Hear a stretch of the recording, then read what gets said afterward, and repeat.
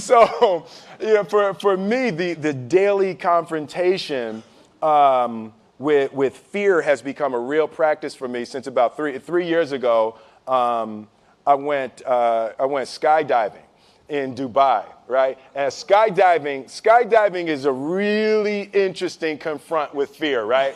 So I gotta stand up. I'm sorry, I gotta stand up. All right. So all your friends, what happens? You go out. I dropped my thing. Yeah. So what happens is you go out the night before and you take a drink with your friends, and somebody says, "Yeah, we should go skydiving tomorrow." And you go, "Yeah, we'll go skydiving tomorrow." Yeah. And you go, "Yeah." And everybody goes, "Yeah." Right? And you go home by yourself, you're like,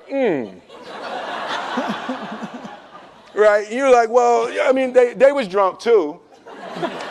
Right? So maybe they not, maybe, I mean, we don't have to go. We don't have to do it. So then that night you're laying in your bed and you just keep, and you're terrified. You keep imagining over and over again jumping out of an airplane, and you can't figure out why you would do that, right? And you're laying there and you have the worst night's sleep of your life, but you still have the hope that your friends were drunk, right? So you wake up the next day and you go, down and you say where you were going to meet and everybody's there. You're like, oh, shit. All right, cool. Right? So you get in the van and you don't know that your friends had the same night that you had because they're pretending like they didn't. They're like, yeah, man, my uncle's a Navy SEAL and, this is going to be great. I've been looking forward to this. And you're like, oh, my God. And your stomach is terrible. You can't eat and everything, but you don't want to be the only punk who doesn't jump out of this airplane. So you get there, and then you have this safety brief. And you're standing there, and the guys will tell you, well, if the chute doesn't open, what's going to happen is why the hell, what could happen? That the chute wouldn't open, right? So you do a thing, and what you do is your first jump, you're attached to a guy who is going, he's going to walk you out. So you go, and you get there, and there's an airplane, and nobody's stopping. Everybody's still going. So you get onto the airplane, and you're sitting there, and it's extra because you're sitting on some dude's lap, some stranger. You're sitting on his lap, and it's like, you're trying to make small talk. Yeah, man. So you be jumping with people all the time, huh? Right? So, and then you just want to make sure, you got kids, right? You got people you need to see, right?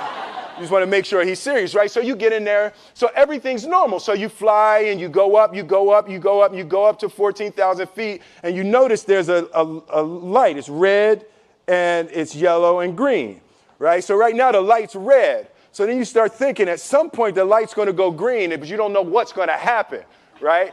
And you wait and it goes yellow and the light goes green and somebody opens the door, and in that moment you realize you've never been in a freaking airplane with the door open. Right? Terror. Oh, sorry, I'm spitting. Oh, sorry. No, terror. Right? So you go, and then, if you were smart, you sat in the back so you don't go first, right? And then people start going out of the airplane. And you go, and the guy walks you up to the end of the thing, and you're standing, and your toes are on the edge, and you're looking out down to death. And they say, on 3. And they say, 1, 2, and he pushes you on 2 because people grab on 3, right? Right? And you go, and you fall out of the airplane, and in 1 second, you realize that it's the most blissful experience of your life. You're flying, right? It doesn't feel like falling, right? It's like you actually are kind of held a little bit by the wind, and then you start falling, and there's zero fear. You realize that the point of maximum danger is the point of minimum fear. It's bliss. It's bliss. And you're flying. Right? And you're doing that. And then 20 seconds, 25 seconds, 40 seconds, and you have enough time to just kind of be like, oh, shit, that's that building. That's not like that one. Oh, you can see the ocean.